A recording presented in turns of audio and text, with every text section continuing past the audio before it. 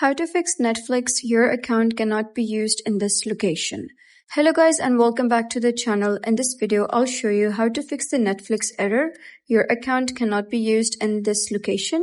So let's get started. First, you gotta make sure you're connected to a normal internet connection. So if you are using VPN or let's say proxy or DNS service, disconnect it and try opening Netflix again.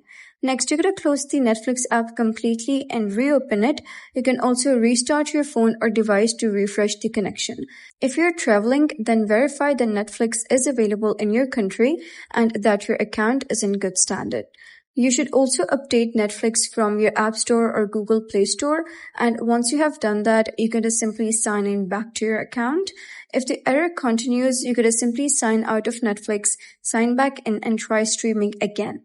As a final step, you can contact the Netflix support if you believe the message is appearing by mistake. And that's it. That's how you can fix Netflix. Your account cannot be used in this location error. So if you found this guide helpful, please consider subscribing and leaving a like. It really helps me out and I'll see you next time.